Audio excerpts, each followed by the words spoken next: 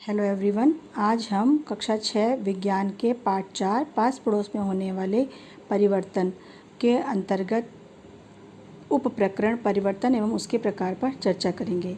यह शिक्षण योजना जो है हमने 3 भागों में बांटी है, जिसमें से पहले चरण में हमने परिवर्तन क्या होता है, किस प्रकार होता है, इसको परिभाषित किया था और उसके कुछ विशेष प्रकारों पर चर्चा करी थी। परिवर्तन के कुछ बचे हुए शेष प्रकारों पर आज हम चर्चा करेंगे और परिवर्तन में किन्हीं भी 2 या 2 से अधिक पदार्थों के मध्य कैसे आपसी प्रतिक्रियाएं होती हैं, इस पर भी हम चर्चा करेंगे। तो आइए देखते हैं चरण 2 में हमने लर्निंग आउटकम क्या क्या लिए हैं। सबसे पहले हमने लर्निंग आउटकम लिया है कि बच्चे पास पड़ोस या अपने चारों ओर घटने वाले विभिन्न परिवर्तनों को पहचान कर वर्गीकृत करने के साथ उनके मध्य घटने वाली या होने वाली आपसी प्रतिक्रियाओं को समझ सकते हैं।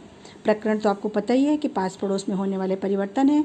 इसके लिए हमने सीखने सिखाने की जो सामग्री ली है वो हमने ली है कि विभिन्न प्रकार की वस्तुएं जैसे गुब्बारा, लोहे की कील, नमक, गिलास, कागज़ का टुकड़ा, चित्र और कुछ चार्ट पेपर और दीक्षा पर उपलब्ध सामग्री भी बच्चों को यथासंभव दिखाया जाएगा और स्वयं की तैयार की हुई पीपीटी भी हमने इसमें ली है। दीक्षा पर उपलब्ध सामग्री को या तो हम शिक्षण प्रारंभ करने से पहले बच्चों के ज्ञान के रूप में भी दिखा सकते हैं या फिर हम बाद में भी उसको कंसीडर कर सकते हैं। सीखने सिखाने की प्रक्रियाएं या गतिविधियां, इसके अंतर्गत हमने शिक्षण की शुरुआत में सबसे पहले चरण 1 में जो बच्चों को बताया था कि परिवर्तन और परिवर्तन के कुछ प्रकार बताए थे, उस पर चर्चा करेंगे और बच्चों के पूर्व ज्ञान को प्रश्न उत्तर के माध्यम से जांचेंगे, ताकि शिक्षिका जब उनके प्रत्युत्तरों से संतुष्ट हो जाएगी तो परिवर्तन के अन्य प्रकारों पर चर्चा कर सकेंगी। इसमें हमने बच्चों के साथ आपसी चर्चा एवं प्रश्नोत्तर विधि द्वारा बच्चों का आकलन किया है। प्रश्न पूछना शिक्षण तकनीकी का प्रयोग करते हुए शिक्षिका बच्चों से विभिन्न एवं कुछ विशेष प्रकार के परिवर्तनों के प्रकारों की समझ को समझ सकेंगी। ये भी प्रश्नोत्तर विधि पर ही आधारित होगा।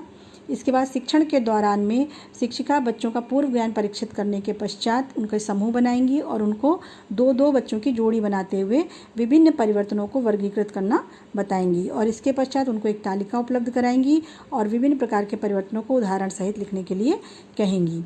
जैसे पहले समझाया, शिक्षण के दौरान शिक्षिका विभिन्न प्रकार के परिवर्तनों को चिन्हित करते हुए जैसे भौतिक परिवर्तन, रासायनिक परिवर्तन, इसको प्रयोग विधि के माध्यम से समझाएंगी। इसके अतिरिक्त जब प्राकृतिक परिवर्तन और कृत्रिम परिवर्तन की बात आएगी तो इसको चार्ट द्वारा या प्रत्यक्ष प्रदर्शन द्वारा समझाने का प्रयास करेंगी। अनियंत्रित परिवर्तन, नियंत्रित परिवर्तन और जटिल परिवर्तनों को भी कुछ चार्ट और प्रत्यक्ष प्रदर्शन के द्वारा ही शिक्षिका उसको समझाने का प्रयास करेंगी। उपयुक्त तालिका को भरते समय बच्चों की मदद करेंगी और बताएंगी कि परिवर्तनों के इन प्रकारों में किस प्रकार समानता अथवा असमानता है। शिक्षण के बाद में शिक्षिका बच्चों से प्रस्तुतिकरण के उपरांत बोर्ड पर परिवर्तन के प्रकारों की अवधारणा को समेकित करके लिखेंगी। इस प्रकार हमने जाना कि परिवर्तन में 2 या 2 से अधिक वस्तुएं अथवा पदार्थ आपस में क्रिया करके एक दूसरे को प्रभावित करती हैं। ये एक शिक्षिका आदर्श वचन के रूप में प्रस्तुत करेंगी और उदाहरण स्वरूप अपने आसपास होने वाली जो बहुत सामान्य सी घटना होती है कि लोहे में जंग लग जाता है, उसको समझाने का प्रयास करेंगे कि लोहे को अगर पानी में या नमी के पास हम रख देते हैं तो लोहा ऑक्सीजन के संपर्क में आ जाता है और उसमें जंग लग जाती है। तो बच्चे इस निष्कर्ष पर पहुंचेंगे टीचर के साथ कि प्रतिक्रिया द्वारा क्रिया करने वाले पदार्थों के गुणों में भी परिवर्तन हो जाता है। इसके पश्चात शिक्षिका गृह कार्य देंगी। गृह कार्य में अभी पाठ के पीछे वाले प्रश्नोत्तर न करा के उनके ज्ञान को परखने के लिए टीचर विभिन्न प्रकार के परिवर्तनों को सूचीबद्ध करके लाने को कहेंगी।